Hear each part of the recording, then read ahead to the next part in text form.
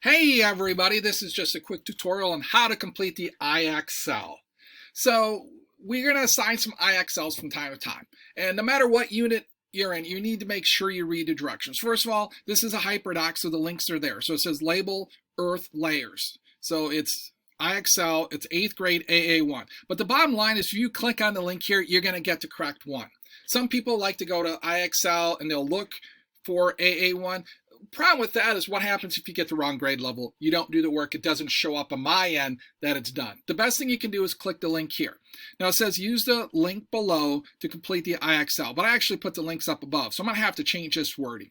And you should score 70% or higher. Now keep in mind, math requires 85%. We're only requiring 70%.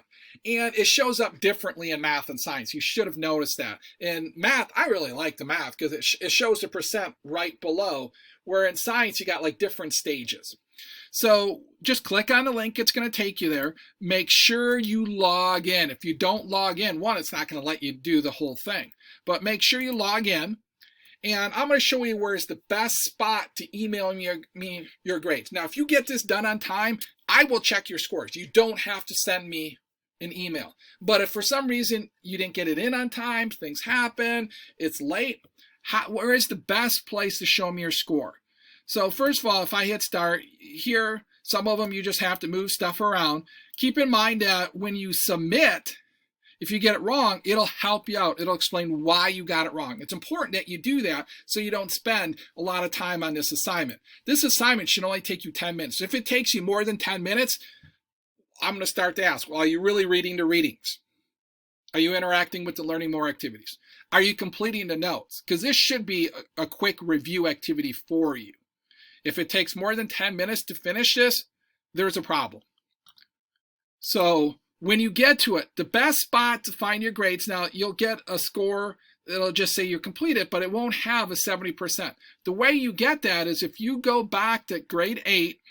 Now as a teacher, I don't get grades, so I can complete it and nothing will show up. But if you look behind any of these categories, so those were AAs, so if I find AAs, if you look here, there'll be a number score after it. So you can be in the middle of an activity, go back, check your score, see if you're at a 70. A lot of you are there and you don't even know it.